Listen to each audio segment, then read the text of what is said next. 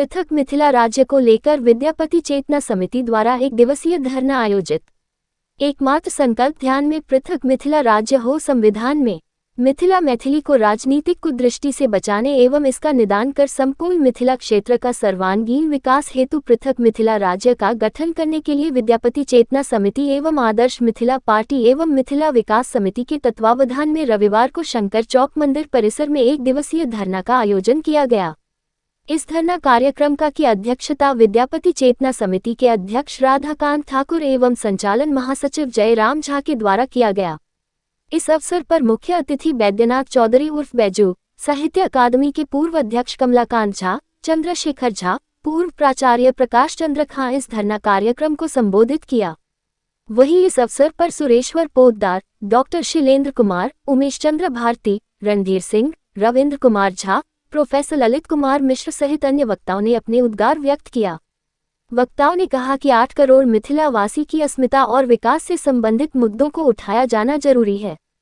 वही पृथक मिथिला राज्य का गठन आवश्यक है, जिसके अंतर्गत बीपीएससी परीक्षा के मेधा निर्धारण में गणना करने, संवैधानिक भाषा होने के कारण मैथिली में लिखने की छूट अनिवार्य रूप से मिलने, मैथिली अकादमी को स्वतंत्र रूप में पुनः संचालित करने, कवि कोकिल महाकवि विद्यापति के महानिर्माण दिवस पर विद्यापति पर्व को राजकीय समारोह के रूप में स्वतंत्र रूप से मनाने, नई शिक्षा नीति में मातृभाषा में शिक्षण व्यवस्था के लिए मैथिली शिक्षकों की नियुक्ति करने तथा मिथिला के सांस्कृतिक प्रतीक मखाना को मिथिला मखाना के रूप में टैग मिल चुका है। इसके बावजूद बिहार सरकार इसे बिहार का मखाना के रूप में दुष्प्रचारित कर मिथिला के साथ हकमारी करना चाहती है। इस पर तत्काल विराम लगना चाहिए।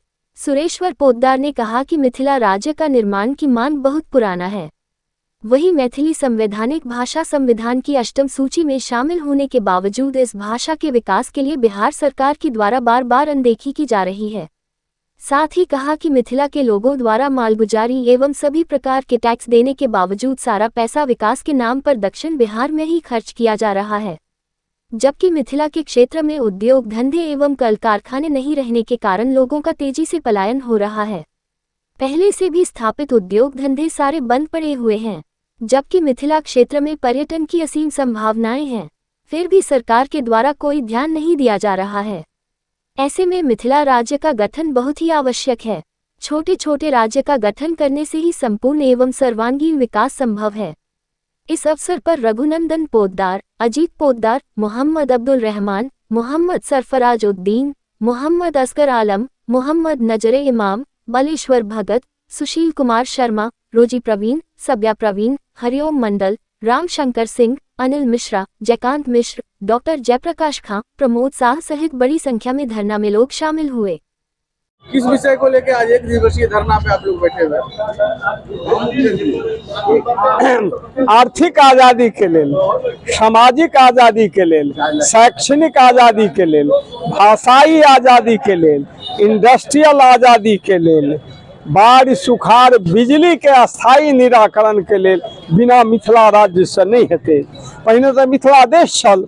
हम पहिने नारा लगबै छलहुँ एकमात्र संकल्प ध्यान में महामैथिली संविधान, अब एकमात्र संकल्प ध्यान में मिथिला राज्य हो संविधान में।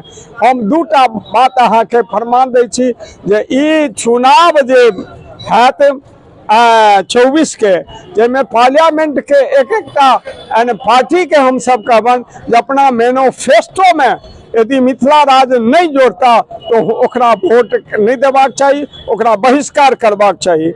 और दोसर बात जे हमरा सबके सारा agriculture tax, income tax, sale tax, road tax, सारा टैक्सेशन हम सब दै छियै, लेकिन सारा टैक्सेशन मेट्रोपॉलिटन टाउन में चल जाए छे, हमरा टैक्सेशन नहीं रह जाइए। हमर सौंदर्यीकरण अहिठुना एकटा उदाहरण अहाँ लोकन के दै छी जे ओवरब्रिज हम अपने अबै छी 55 वर्ष से सहरसा, ओनाही हमरा ओवरब्रिज नहीं भेल। तें हमर जते आर्थिक है तकर आर्थिक नाकाबंदी करब यदि हमर मांग पूरा नहीं है। यह कही हम इलेक्ट्रॉनिक मीडिया के, प्रिंट मीडिया के सबके साधुवाद धन्यवाद दै छी। डॉक्टर बैद्यनाथ चौधरी बैजू, अध्यक्ष अखिल भारतीय मिथिला राज्य संघर्ष समिति, दिल्ली। एक दिवसीय धरना का यहाँ आयोजन किया गया था, क्या विषय? हम लोग का संकल्प है मिथिला राज बनना चाहिए। जब तक अब मिथिला राज नहीं बनेगा हम लोग शांति से नहीं रहेंगे, पूरा हर एक जगह धरना प्रदर्शन करेंगे। हम लोग का औद्योगिक क्रांति लाना है।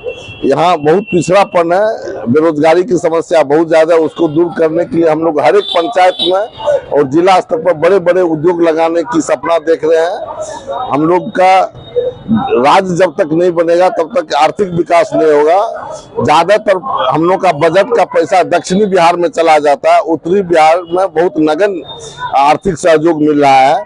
इस आर्थिक असंतुलन को दूर करने के लिए हम लोग को मिथिला राज अवश्य चाहिए।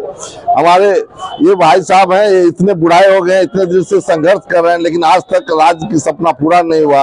ये मांग 1912 से लंबित है, जबकि उड़ीसा राज्य बन गया, झारखंड बन गया, लेकिन हम लोग का मिथिलांचल राज्य अभी तक अनदेखा कर रहा है। अतः हम लोग का सरकार से अनुरोध है कि जितना जल्द हो सके हम लोगों को मिथिला राज बना के दे, नहीं तो हम लोग जो है हर एक सरकारी कार्यक्रम का बहिष्कार करेंगे।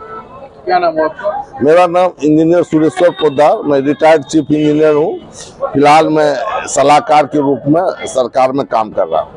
इस विषय को लेकर एक दिवसीय धरना का आयोजन किया गया। वर्षों से ये मांग लंबित है मिथिला राज्य निर्माण का। उसी मांग को लेकर आज हम लोग यहाँ पर धरना पर बैठे थे।